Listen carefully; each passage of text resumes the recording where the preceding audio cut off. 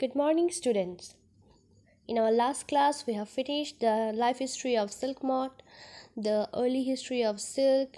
So, we have learned a lot of things about silk. Today, we are going to start a new topic that is about sericulture, which is related to silk. So, let's start today's class. The science of raising silkworm as to obtain silk cocoons is called sericulture. So, what is sericulture? Sericulture is the science where we raise the silkworms so that we can get their cocoons, their silk cocoons, and from silk cocoons we can obtain silk. You must have heard about animal husbandry. What is animal husbandry? This about rearing animals. Yeah, and the sericulture is also nothing but rearing of the silkworms. In the sericulture farms, the silk moths are reared. The female silk moth lays hundreds of eggs at a time. These eggs are stored carefully on the strips of cloth or paper and then sold to silk farmers. So, like you can see around us, we can see various kinds of farms. In some farms, you will find pigs. You might have seen those farms. In some farms, you will find chicken, broiler chicken. In some farms, you might find cows. Yeah, so these are the common farms that we usually see around us. But like this farms, we can also get the farms where instead of cows, goats, or other chickens, silkworms are reared. So there are few farms where people rear silkworm, and then they let the female moth to lay the eggs.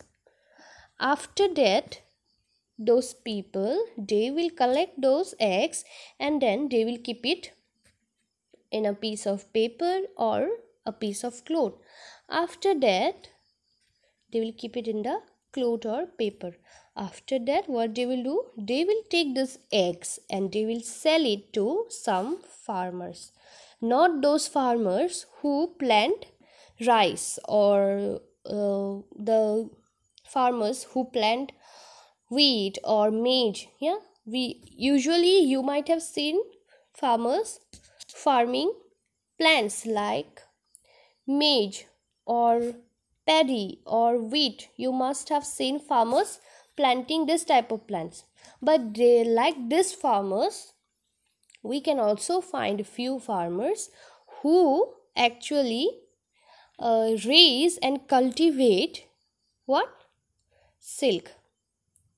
So the eggs of the silkworm will be sold to these farmers who raise and cultivate the silkworm.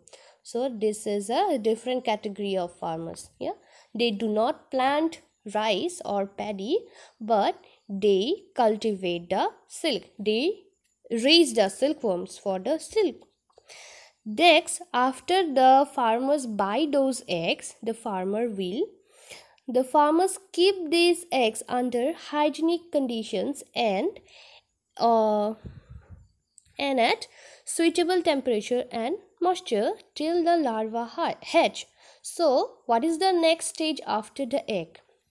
We have learned that after egg, the egg hatch and we get the silkworm or the caterpillar or the larva. So, this one I have already mentioned in your previous class, that all animals, all plants, they need certain temperature, certain moisture, certain humidity. They need some suitable temperature. Every plant, every animal, they need suitable temperature to grow and flourish.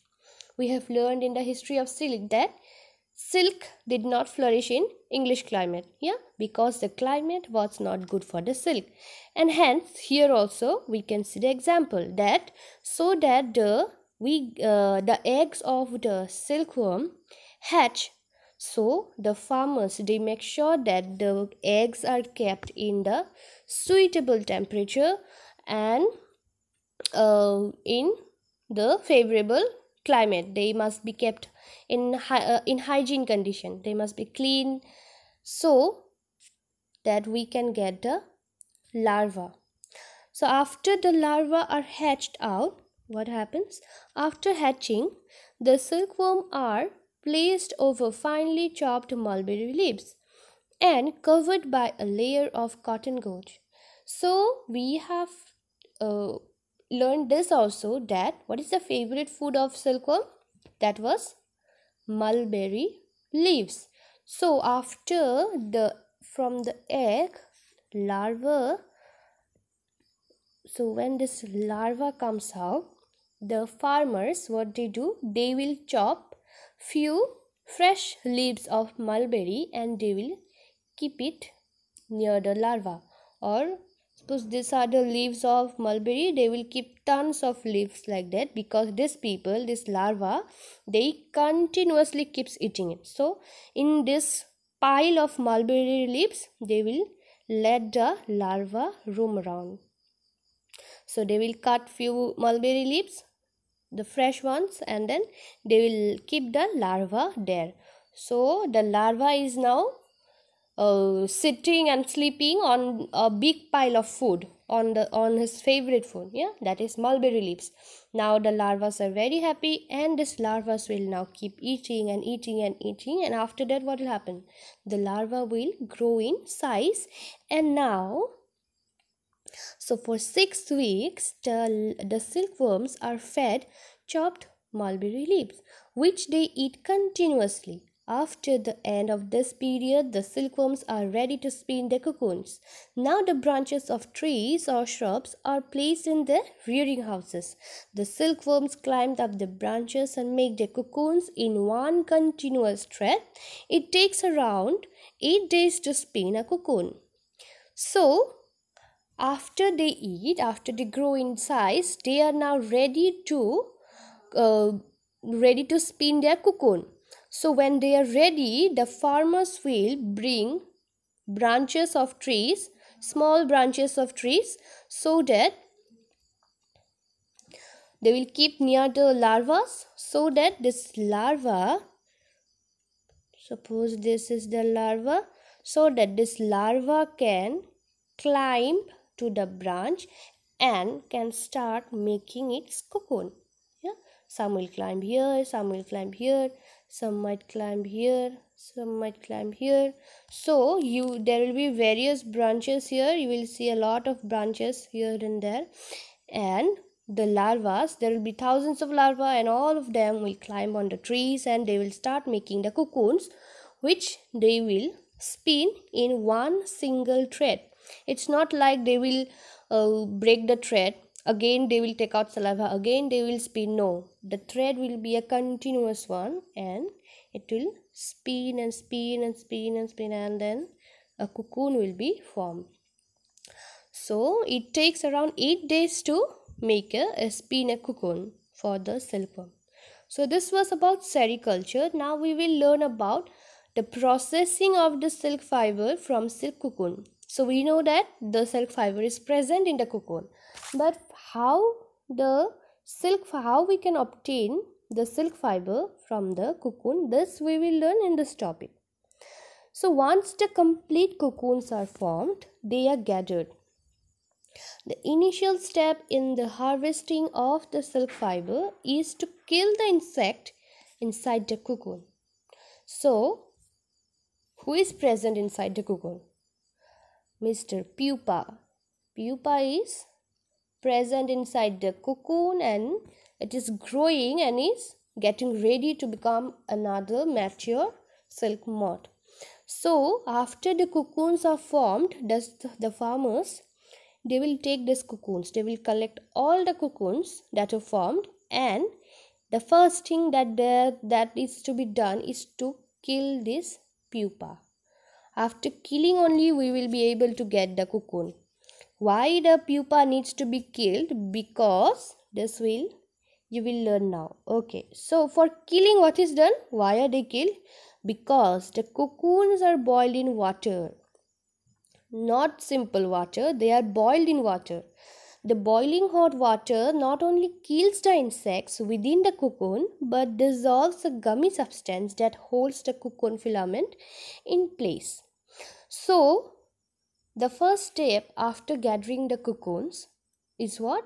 Is boiling them in hot boiling water. So this will be the cocoons. There will be various thousands of cocoons, and the farmers, what they will do, they will boil this. So when these cocoons are boiled, the pupa, the insect that is inside the cocoon, eventually dies, because they do not have some magic things so that they can survive from this boiling water. No one will survive. Yeah, so this pupa, the insect, also it dies in the boiling water. And when you boil the cocoon in the water, it not only kills the insects but also dissolves the gummy substance. So when you see the cocoon, we have learned this in previous class also, that the protein that the silkworm extracts, that immediately hardens up when it is exposed to air. So if you touch the cocoon, if you touch it, it will be very hard. Maybe there's a picture here, you can see the picture. So this cocoons, if you touch it, it is very hard. So we know that the silk fiber is here, but without boiling it, you cannot get the fiber because it is very hard, and there is a gummy substance that holds the fiber in place, looking like a cocoon. So when you boil the cocoon, all this the gummy substance, it gets dissolved, and you are able to get that continuous fiber of silk from the cocoon. So when you boil the cocoon, it not only kills the insect but also the gummy substance is dissolved. The cocoons are then dried and brushed to remove coarse outer portion, which consists of coarse filament. So the outer side of the cocoon is hard or rough. But if I ask you the feeling of touching a silk garment, what is it? What is the first thing that comes to your mind? Is that it feels very smooth. If you touch any silk sari, any silk garment, yeah, you will feel that it is very smooth. So how it became so smooth if the outer surface of the cocoon is so hard? So to make it smooth, the cocoon is at first dried and then brushed, so that the roughness or the coarse outside the cocoon is removed. After brushing, filaments from 4 to 8 cocoons are joined and twisted. They are then combined with a number of other similarly twisted filaments to make a thread that is wound on a reel. So you must have heard this word reel, like camera reels. Yeah. So in reel, what happens? Suppose you will in reels, what you will find? You will find a thing that is continuous. Suppose this is a reel, and the fiber of the silk, it will be wounded up against it continuously, and you will get a reel. That means it is wrapped around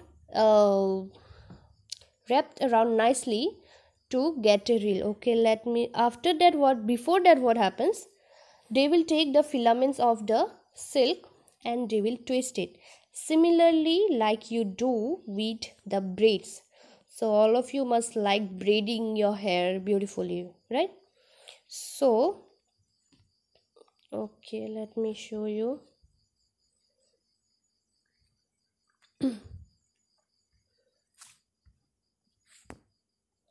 Somewhat like this. So twisting is similar to your braiding. When you braid your hair, your beautiful braids here. So while braiding, what you do, you will take the hair and you will start twisting it to get a beautiful braid, isn't it? In the same way, the silk fibers are also twisted, filaments are twisted so that you can get like this. Can you see? This is one filament, there are 4 filaments, they are twisted and they are produced one silk fiber. So they will take the different types of silk filaments and they will keep twisting it and joining the fibers, joining the filaments, and they will produce a reel. The thread is called raw silk. So the thread that is produced after twisting and joining and reeling, you will get what? Raw silk. It usually consists of 48 individual silk fibers. When each cocoon is unwound, it is replaced with another cocoon. So as we have known that in a cocoon we will only get one continuous silk fiber, yeah, but to make a reel only one cocoon is not enough. Like you can see here, can you see? So the cocoons are so small, so one cocoon is not enough. So when you will start wounding the silk fiber, you will need more cocoons. So when each cocoon is unwound, it is replaced by another cocoon. If the filament of that cocoon gets over, then you will have to take another cocoon, and then if that gets over again, you will add another cocoon. Like this you will start twisting and joining and attaching the filaments. Unlike the thread spun from other natural fibers such as cotton or wool, the silk thread is made of extremely long fibers. So can you imagine, this is a cocoon that is made of one single filament. That means it has to be wrapped so thoroughly.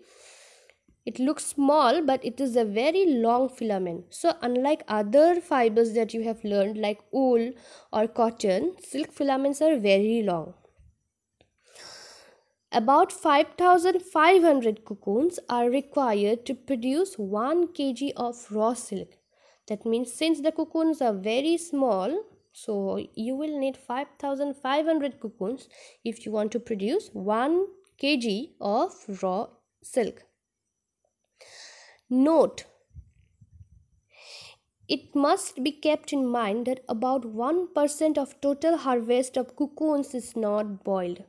The insects within the cocoon are allowed to mature to form silk moths.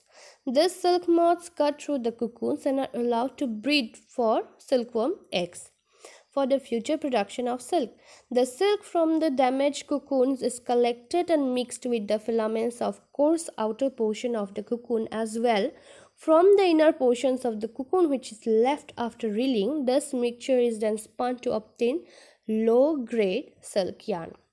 So you must have noticed that to obtain silk we have to be very cruel to kill the insects, isn't it? So sometimes what happens, the farmers, they do not kill the insects. Sometimes they let the larva, the pupa, hatch, get mature from this cocoon and get mature to a silk moth, so that they can again be used to lay other eggs, so that you can get eggs again and you can produce more silk. Yeah.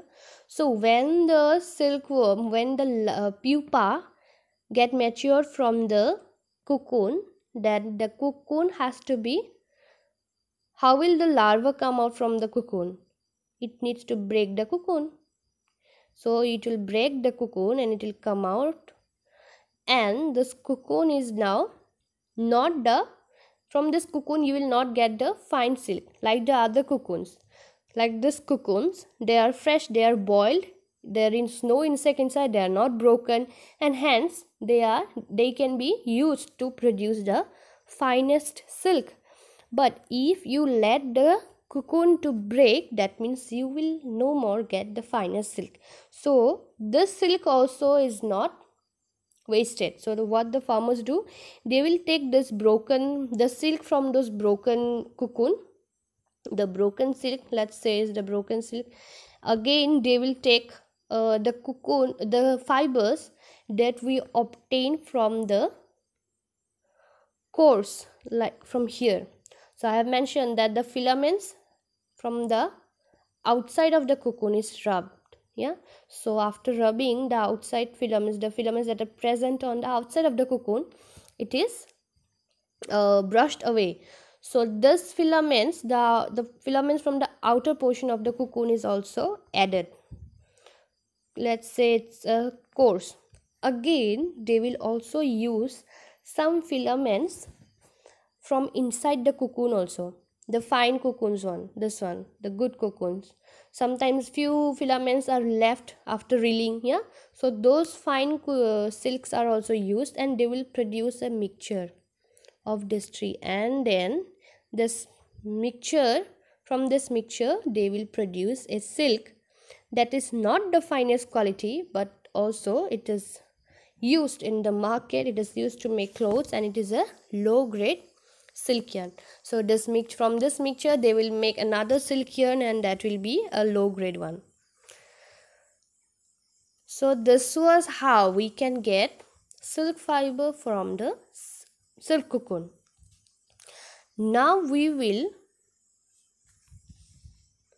learn about the processing of silk thread from silk fiber. So how we can get silk thread from the silk fibers, this one we will see here. So the processing of silk is the twisting of one or more threads of the raw silk into a strand sufficiently strong for weaving or knitting. This procedure is called throwing. So underline this line till throwing. Do not put brackets. Underline the whole line. So what is throwing? So now what is to be done? The processing of silk is to be done. So when the silk is processed, the silk needs to be twisted. So the processing of silk is the twisting of one or more threads of the raw silk. So from reeling we got raw silk, and then this raw silk are then twisted so that you can get a thread that is strong enough for weaving or knitting. Like here you can see. Can you see this picture? So here you can see so many threads, so many fibers are here now. Twisted, it is twisted. If you see this here also many fibers are twisted. Again this is twisted so that you can get a strong thread, a strong thread that is strong enough for weaving. So like here,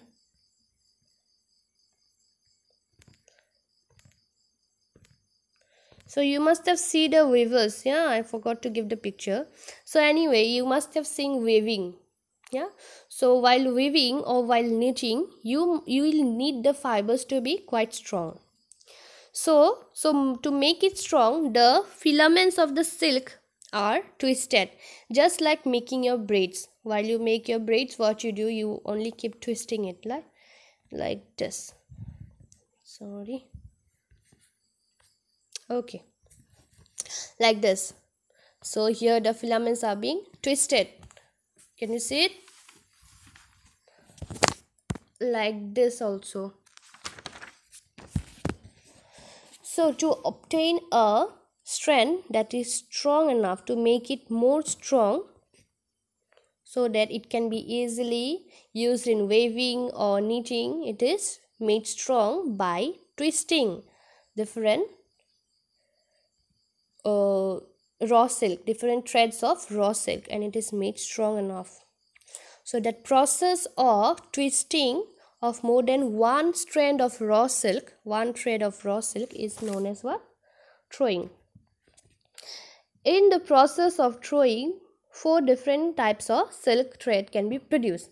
So like braiding, when you make braids, from different, the way you put your hair, the way you braid, the different patterns from the braiding patterns, you can get different types of braids, like some are like this or some are, I am not able to draw here. So just imagine, you might have seen all different kinds of braids on the hairs of very different girls. Yeah, some can be braided into a rose sometimes, or you can see the braids in the brides also. Yeah, they are now very famous.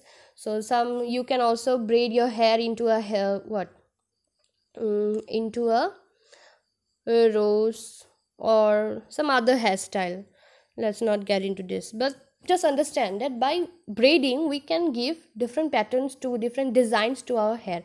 We can give a separate look. We can create a separate look from a braid. Yeah, hair look. So this is also similar to that braiding. Yeah, so with the help of throwing, with this process of throwing, we can get 4 different types of silk thread. Yeah, so by twisting it differently, we can get 4 different types of threads. Okay, so the first one is organzyne, the second one is crepe, the third one is tram, and the fourth one is thrown singles. So if you want to learn more about this, you have to go into sericulture. Okay, so let's keep it short. So organzyne thread is made by giving raw silk thread a preliminary twist in one direction and then twisting 2 more of this threads in the opposite direction at a rate of about 4 turns per centimeter. So how can you get organzyne thread? You can get it by giving the thread a preliminary twist in one direction. At first you will have to twist it in one direction and then twisting 2 more of this threads in the opposite direction. So I might have some picture here, let me show you. Okay, so sometimes what you can do, you can keep the threads twisting it in only one direction, like this is S, and here you can give you can twist the thread in one direction. It is just twisting in one direction, it is being twisted in one direction, and that is why it is similar to the letter S. Sometimes what you can do, you can twist the thread in 2 different direction. You will twist the first thread in this direction, then you can twist the other thread in this direction. So since it is like this, they say this is as Z, like the letter Z, ulta pulta. So these are the different patterns by which you can twist. In the silk, if you zoom the silk fiber, so the Z pattern fiber will look something like this, and the S one, it will look like this. So why I'm showing you this? Because this is the different patterns by which they are being twisted. Here also you can see so many different types of twists. Can you see? In this, here it is being twisted separately, here it is being twisted separately, here they are giving again S pattern, again here they will give you the Z pattern wala twist. So there are various kinds of twisting. Let's not get into sericulture more. So just learn that organzyne thread is somehow made by giving one preliminary twist, and then they will give 2 other twists in the opposite direction. So like that they can get the organzyne thread. Next they can get crepe is similar to organzyne, but is twisted to much greater extent, which is usually 16 to 32 turns per centimeter.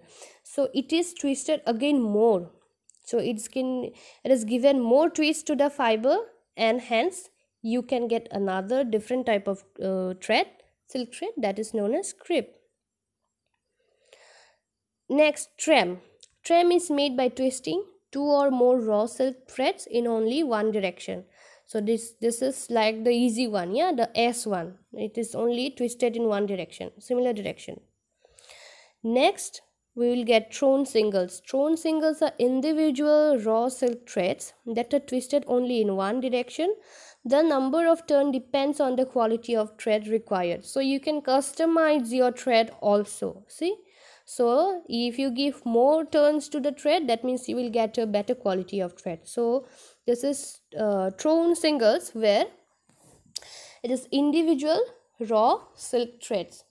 So I might have got you a picture of tram here.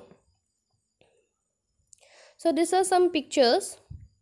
Here this is a tram thread, the third one. Can you see it?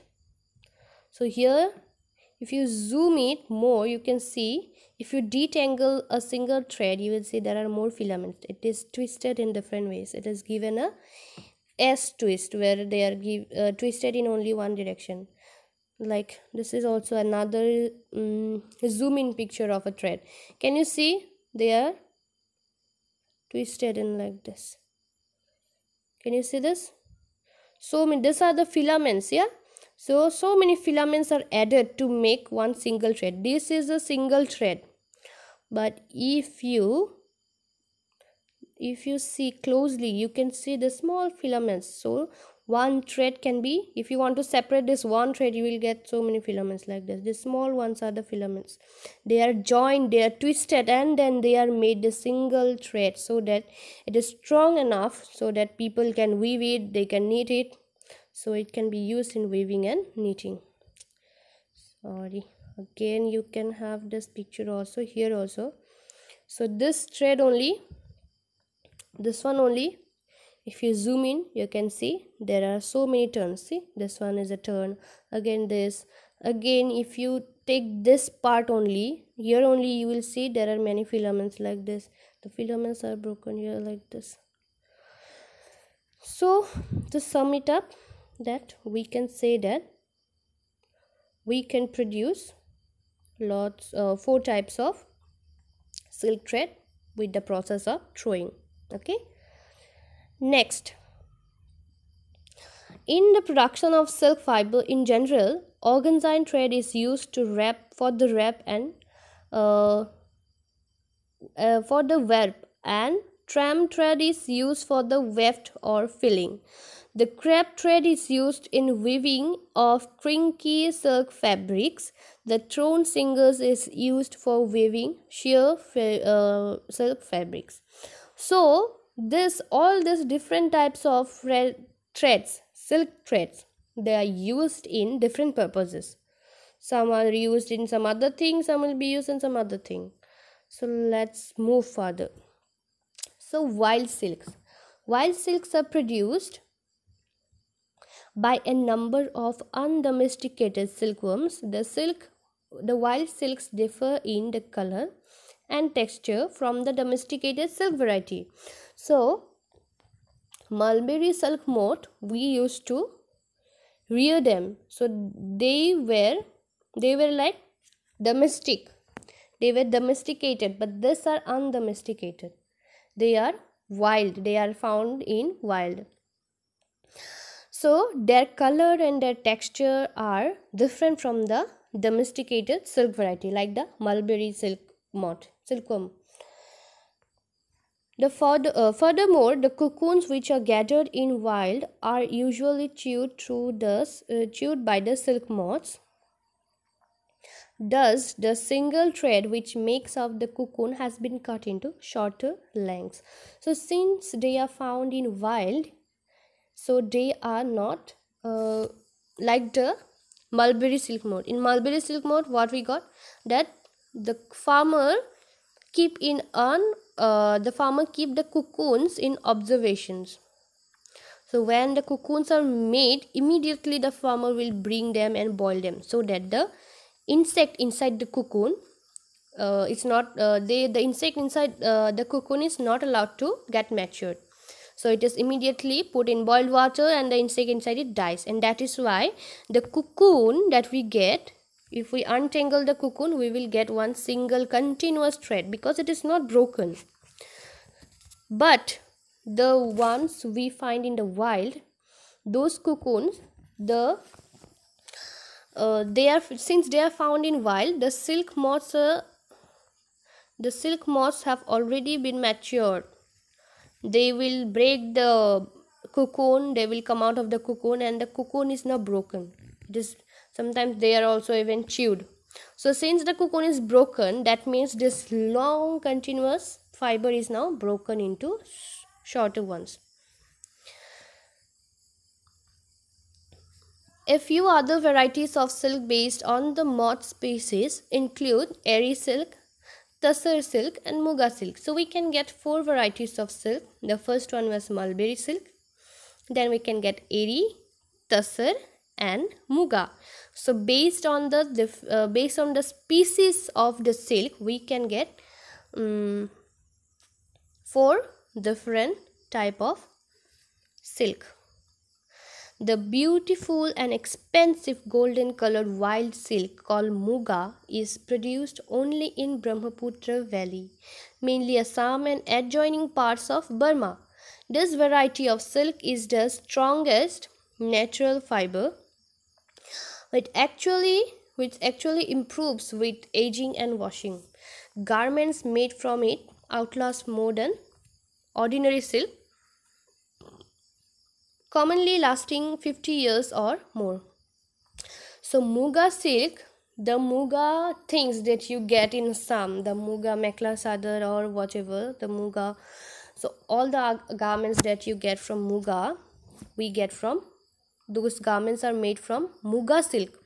And this muga silk is this comes from a wild variety of silkworm which is found in the wild, and they have a golden beautiful color, and then they are found in the Brahmaputra Valley and also in some parts of Burma, and they are very expensive, and also they are said to be one of the strongest natural fiber, and that is why if you go to buy the real muga silk, it will cost you a lot. They are very expensive. Whatever you get in cheaper rate, they are not the real one. They are synthetic, they are not real. But if you want to buy the real muga silk, then it will cost you a lot. It is very expensive because it says that it improves by aging. So all your clothes, suppose you bought a beautiful frock today, it will be very beautiful today. After 10 years, if you see that frock or that top or whatever it is, will it be that beautiful how it was 10 years back? No, it will not look that attractive to you. It will, the fiber, it will get worn out, the colors will fade away. So that cloth, that garment will not look as attractive and as beautiful as it was 10 years back. But it is ulta with the muga silk. So with aging, like as time passes, the muga garment, it tends to get improved, it tends to get more beautiful. So this is a very special characteristics that we can see in the muga silk. So it is said that it lasts around 50 years or more. So it's a very long time. Yeah, some clothes if you buy today, they won't last even a week, isn't it? But the muga silk, that is extraordinary, and it lasts for many years. So here they have given some uses of silk. Silk fabric is lightweight, lustrous, soft, elastic and highly strong in tensile strength. It keeps warm in winter and cool in summer. Silk is commonly used for making expensive dresses for men and women, which are worn on special occasions. In India, most of the silk is used in making saris and scarves. In addition to clothing, silk is used for items such as parachutes, bicycle tires, bulletproof vests, and non-absorbable such as in surgery. So silk, if you have any silk item at your home, try to hold it in your hand. You will find that it is very lightweight, unlike the woolen clothes. Woolen clothes are very heavy. Also, it is very lustrous. That means it has a beautiful shine to it. The silk clothes are very shiny, and also it's very soft and also elastic and very strong in tensile strength. Like there are few clothes, the cheaper one, if you try to pull the clothes from two sides, it will tear in the middle. Yeah, but the silk fibers, they are very strong. You cannot just break or tear any silk cloth easily. So they are very strong and the tensile strength is very high. And also they are used, so in in Assam especially we use it for special occasions, like in Bihu you can see people, girls wearing what mekla chadar from made from muga. Yeah, sometimes in different occasions like in marriage ceremony also you can see this. So in special occasions people tend to wear silk clothes. Yeah, it is also used in other things like for parachutes, bicycle tires. So silk, these are the uses of silk. And here we end this chapter. So I hope you all have understood all the points beautifully. If you have not understood, if you have any doubt, you can ask me in the class. Thank you.